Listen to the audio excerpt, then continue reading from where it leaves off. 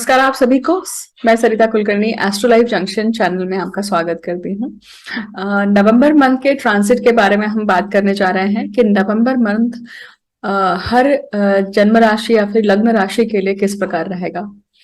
पिछला महीना त्योहारों का था। आप सभी की दिवाली बहुत अच्छी रही होगी, शुभ रही होगी। ग्रहण का सबको ही कुछ ना कुछ इफेक्ट, एक स्ट्रॉन्ग इफेक्ट मिला होगा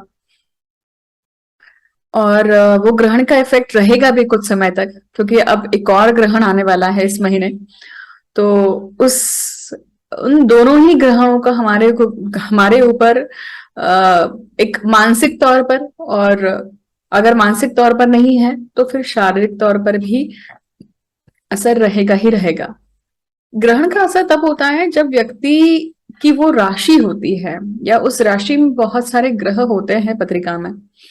अब तुला राशि और मेष राशि की हम बात कर रहे हैं यहाँ पे। इसका अर्थ है कि जिन भी लोगों की मेष, तुला ये राशि जन्म राशि है, लग्न राशि है, सूर्य राशि है, तो डेफिनेटली उनके लिए दिक्कत वाली बात होगी ही होगी। कुछ ना कुछ उनको इवेंट्स मिले ही होंगे ही। प्लस अगर आप देखेंगे कि जिनकी मंगल की दशा, शुक्र की दशा, राहु की दशा, केतु की दशा, चंद्र सूर्य की दशा, अंतर्दशा प्रत्यंतर दशा, इन सब की बात कर रही हूं मैं। खास करके इन दोनों राशियों के स्वामी जो हैं मंगल और शुक्र और राहु केतु, इनकी दशाओं का अगर आपका ये चल रहा है, समय चल रहा है, तो भी आपको इसका बहुत इफेक्ट मिलेगा। तीसरी लेवल होती है कि जब आप इनके नक्षत्रों की बात करते हैं, मतलब अगर हम मंगल और शुक्र के नक्षत्रों की बात करें तो मंगल के नक्षत्र मतलब मृगशीरा, चित्रा और धनिष्ठा। उसी प्रकार से शुक्र के नक्षत्रों की अगर बात करें तो भरणी, पूर्व फाल्गुनी और पूर्व आषाढ़ा।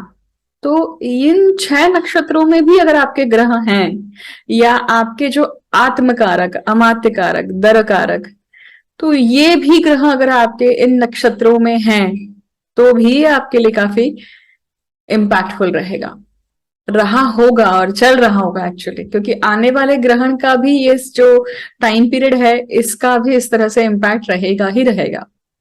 अब बात करते हैं कि नवंबर मंथ, नवंबर महीना जो है उसमें ग्रह गोचर क्या है। सबसे पहले वो जान लेते हैं कि देखिए, शनि, गुरु, राहु, केतु ये जो ग्रह हैं ये जनरली बहुत टाइम लेते हैं किसी भी ग्रह को मतलब किसी भी राशि में प्रवेश करने के लिए, क्योंकि गुरु जो है वो लगभग 13 महीने लेते हैं, शनि जो है वो लगभग 2.5 साल चलते हैं, उसमें वक्री भी होते हैं हर साल, और राहु केतु 18 महीने लेते हैं। देखिए बाकी सभी ग्रह जो है वो 1 महीना, 1.5 महीना, इससे ज्यादा का समय नहीं लेते हैं। इसलिए वो जो छोटे ग्रह होते हैं या जिनकी मोशन स्पीड कम होती है, उनकी इम्पैक्ट जो है ना वो हमें रेगुलर लाइफ में ज्यादा मिलते हैं।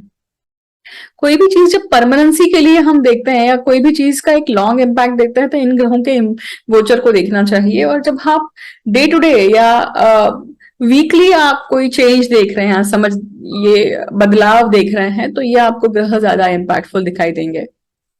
अब बशर्ते हैं कि वो सभी ग्रह आपके पत्रिका में कहाँ बैठे हुए हैं और क्या कर रहे हैं या किस भाव के स्वामी हैं। अब अब हम बात करेंगे कि नवंबर में जो ग्रह गोचर है तो कौन कौन राशि परिवर्तन कर रहा है। देखिए, तो सबसे पहले जो राशि परिवर्तन कर रहे हैं वो है शुक्र। शुक्र अभी फिलहाल कहाँ चल रहे हैं? तुला राशि में चल रहे हैं, स्वराशि के चल रहे हैं। साथ ही में आप देख रहे हैं कि अभी सूर्य भी चल रहे हैं, मतलब सूर्य का भी राशि परिवर्तन होगा। सूर्य तुला में नीच के होते हैं, परंतु उनका नीचत्व कम हुआ है क्योंकि उस राशि का ही स्वामी वहां पे बैठा हुआ है। इसलिए तो ये कब तक राशि परिवर्तन करने वाले हैं शुक्र? 11 नवंबर को। 11 नवंबर तक ये तुला राशि में है। 11 नवंबर के बाद ये वृश्चिक राशि का फल आपको देंगे। अब इसके बाद नंबर आता है बुध और मंगल का। बुध आप देखेंगे कि अभी फिलहाल चल रहे हैं वृश्चिक राशि में, और बुध आप देखेंगे कि बुध जो है अभी फिलहाल चल रहे हैं तुला राशि में। तुला राशि में काफी भीड़ जमा है अभी फिलहाल, और तुला राशि में बुध निकलकर कब जाएंगे स्कॉर्पियो में? वो है 13 नवंबर को। बुध के बाद में आता है मंगल मंगल जो है ये अभी फिलहाल चल रहे हैं मेष राशि में, अपनी स्वराशि में चल रहे हैं। अब देखिए मंगल जो है, मंगल अभी फिलहाल वक्र स्थिति में है और मिथुन राशि में थे, राइट, मिथुन राशि में चल रहे थे। अब वो मिथुन राशि में वक्र स्थिति से निकलकर पीछे मुड़ रहे हैं और वो वृषभ राशि में आ रहे हैं। तो वृषभ राशि में कब आ रहे हैं? वो आ रहे हैं 13 नवंबर को। आप देखेंगे कि मंगल की जो स्थिति है ना, वो अगले मई तक लगभग यही ऑसिलेशन होने वाला है। वृषभ से मिथुन, मिथुन से वृषभ, ये एक कड़ी चलने वाली है।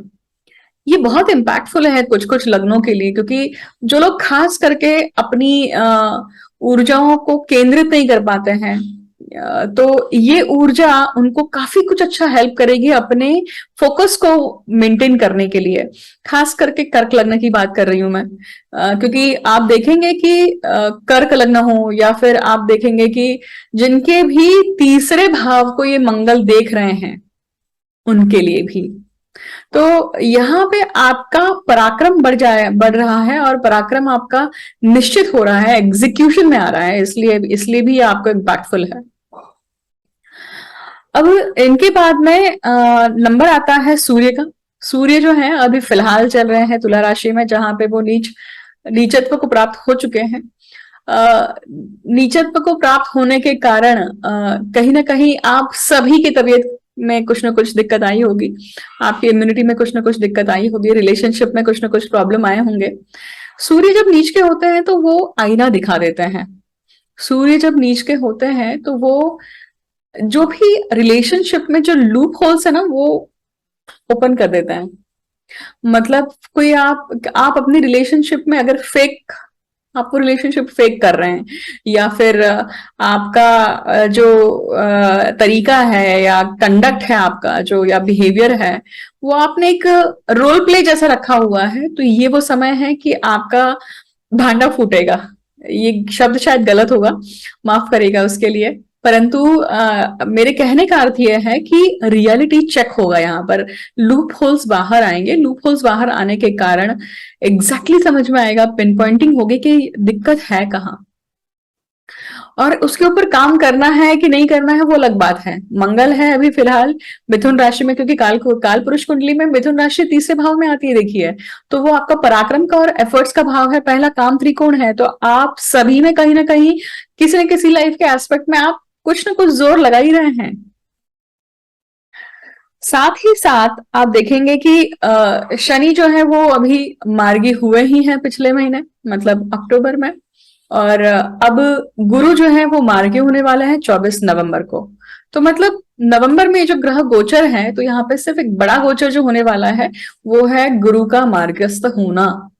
गुरु मार्गस्थ अपनी ही राशि में होने वाले हैं, मतलब मीन राशि में ही जो वक्री हुए थे, अब वहीं से वो पलटकर आगे बढ़ना शुरू करेंगे। और नेक्स्ट जो उनका राशि प्रवेश होगा वो होगा मेष राशि का, जो कि अगले साल है। तो इस प्रकार से नवंबर के ग्रह गोचर रहेंगे। अब हम देखेंगे कि हर पर्टिकुलर राशि के लिए ये किस प्रकार से फलीभूत होने वाले हैं।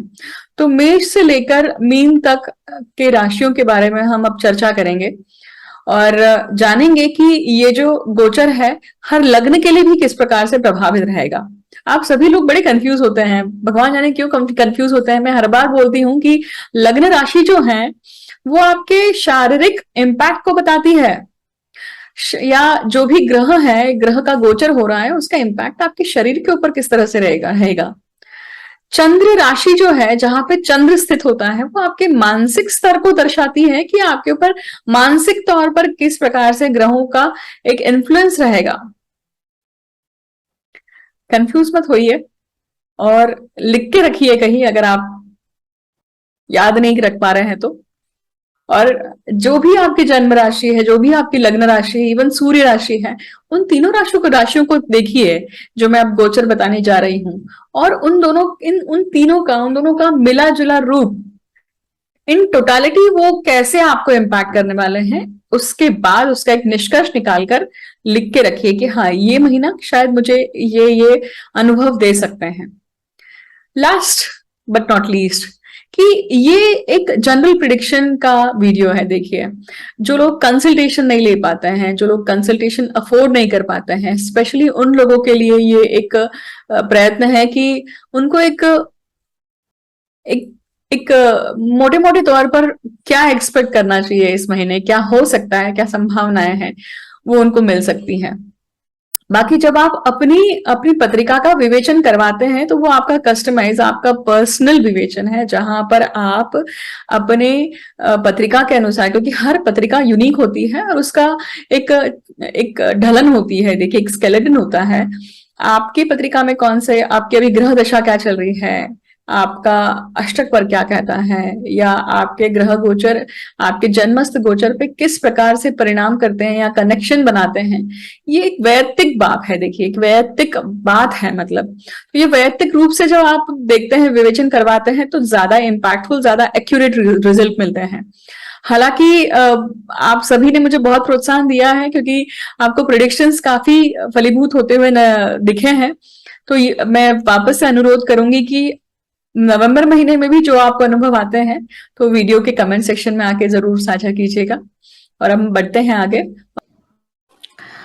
अब हम बात करेंगे वृषभ लग्न की या फिर वृषभ राशि की। अगर जन्म राशि और लग्न राशि आपकी वृषभ है और इवन सूर्य राशि भी आपकी वृषभ है, तो ये वीडियो आपको देखना चाहिए और उस अकॉर्डिंग आपको पॉइंट्स नोट करने चाहिए।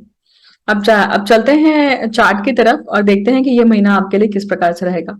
तो आप देखेंगे कि वृषभ लग्न जो है, लग्नेश शुक्र जो है, अभी कहाँ पे है, षष्ठ भाव में है, सूर्य के साथ में है, केतु के साथ में है और बुध के साथ में। ये स्थिति जो है वो 1 नवंबर की है। शुरुआत में ही मैंने ग्रह गोचर बता दिए हैं कि किस प्रकार से ये सभी जो ग्रह षष्ठ भाव में बैठे हुए हैं, ये किस प्रकार से राशि चेंज करने वाले हैं।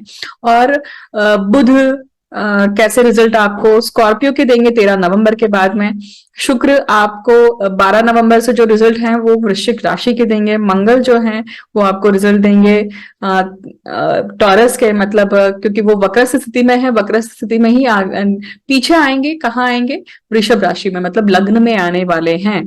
तो लग्न में भी ये 13 नवंबर को आने वाले हैं। तो 13 नवंबर तक आप देखेंगे कि ये जो स्थिति बनी हुई है, षष्ठ भाव काफी आपका एक तरह से लोडेड है।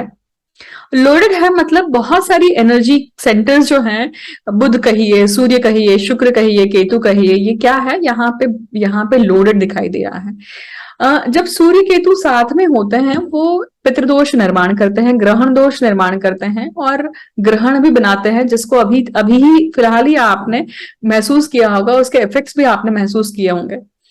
पंचमेश का षष्ठ भाव में आना, कुटुंबेश का षष्ठ भाव में आना, यहाँ पे चतुर्थेश का भी षष्ठ भाव में आना, लग्नेश का और षष्ठेश का षष्ठ भाव में होना।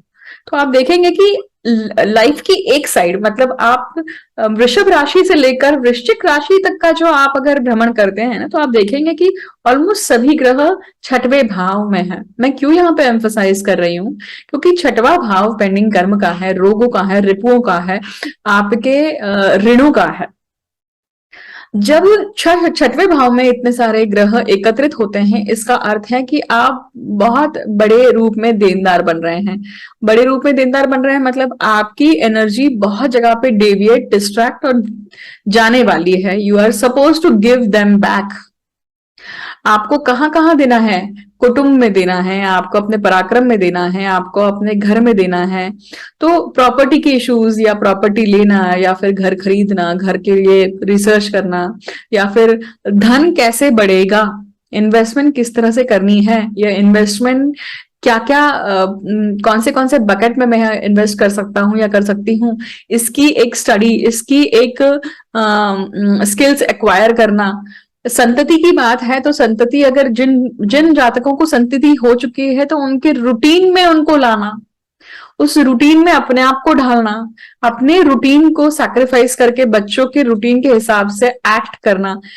सर्विस चेंज करी है तो सर्विस चेंज करने के बाद में नए जॉब के वातावरण को, नए जॉब को, काम को, लोगों को, सबको आत्मसात करना। और ये एक ट्रांजिशन फेज चल रहा है आपका।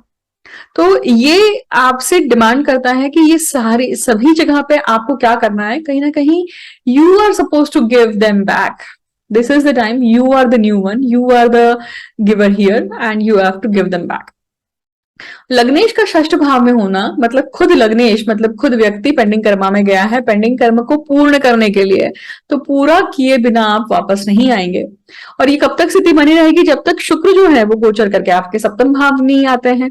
सप्तम भाव क्या है? सप्तम भाव आपका वृश्चिक राशि का है।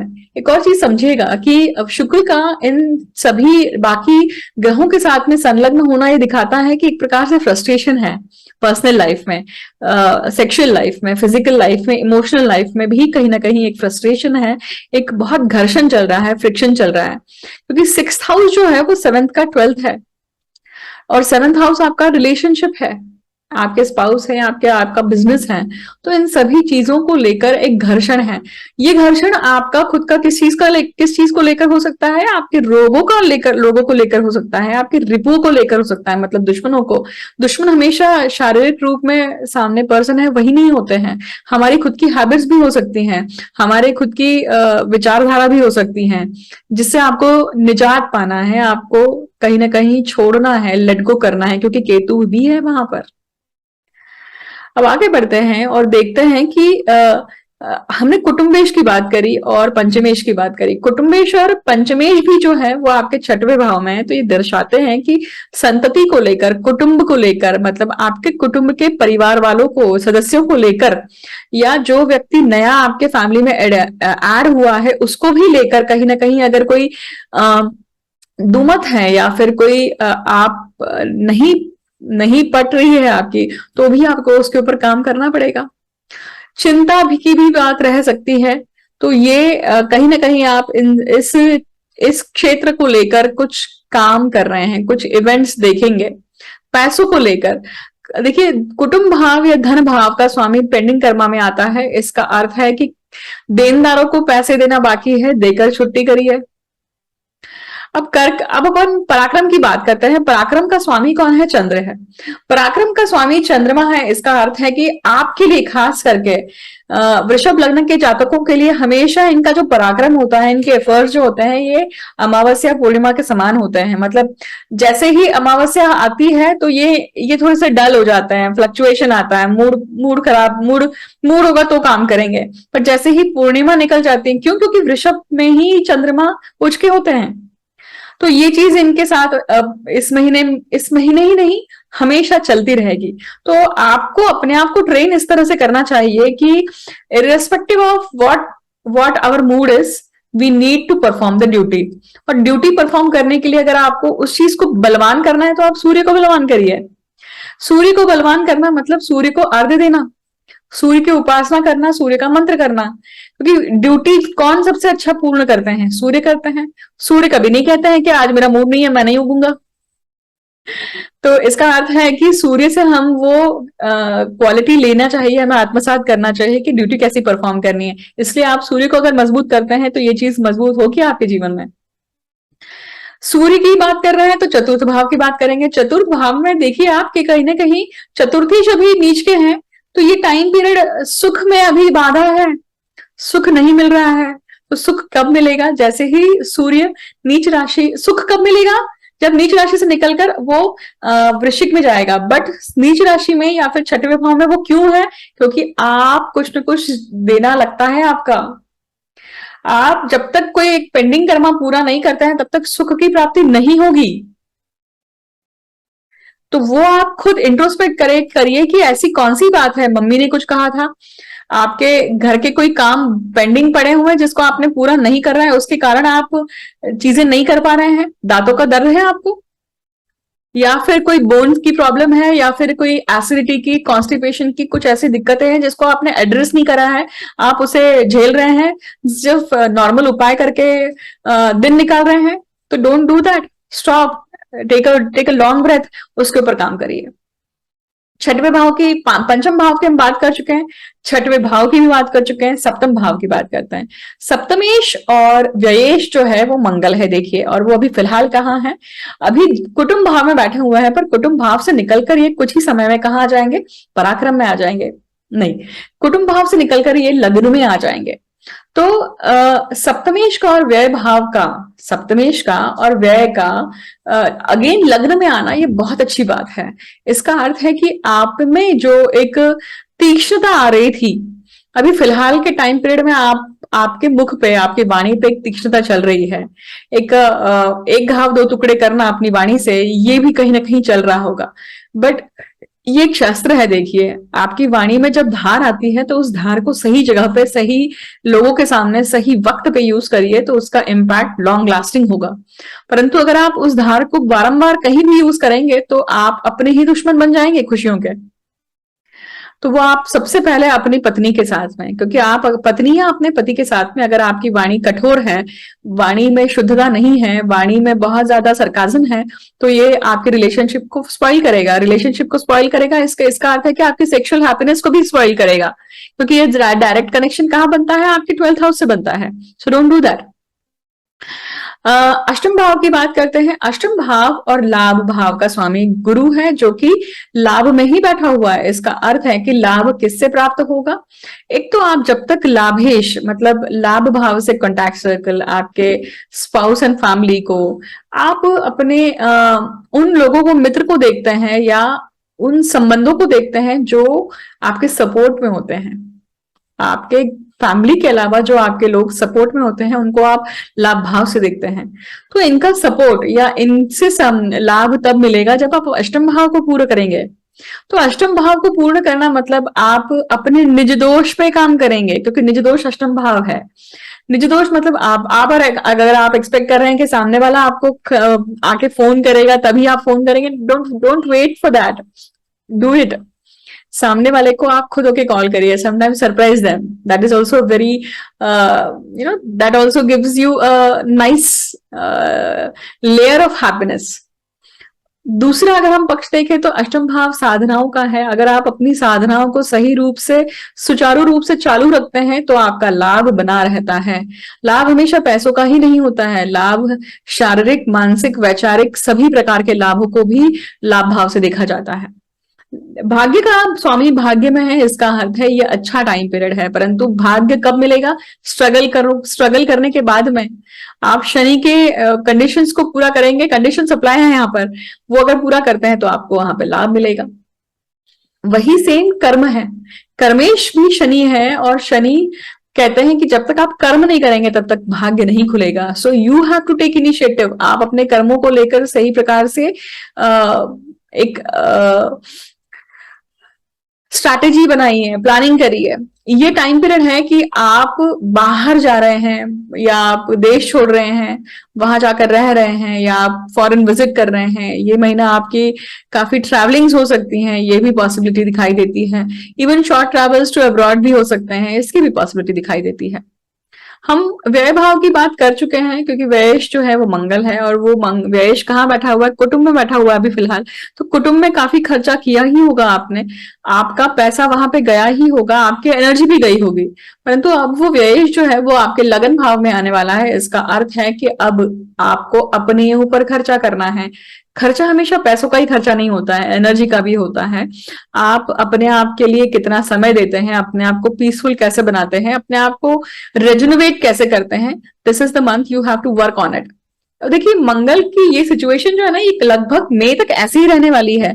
You have to keep oscillating between second house and first house for this time period till May. Now this was the whole analysis, general analysis. आपकी पत्रिका में सभी ग्रहमान स्थिति कैसी है, आपकी दशांतर दशा कौन सी चल रही है, उसके ऊपर भी बहुत डिपेंड करता है कि आपको ये इम्पैक्ट कैसे मिलेगा, राइट। मुझे जरूर शेयर कीजिएगा वीडियो के कमेंट सेक्शन में कि नवंबर में क्या रिजल्ट्स आते हैं, या किस प्रकार की एक इवेंट्स होते हैं। मैच होते हैं तो भी डालिए, नहीं मैच होते हैं तो भी जरूर शेयर कीजिए। पढ़ने में और रिसर्च करने में कोई बुराई नहीं है, राइट। मुझे अंत तक सुनने के लिए बहुत बहुत धन्यवाद। I wish you all the best for the November month. Thank you so much.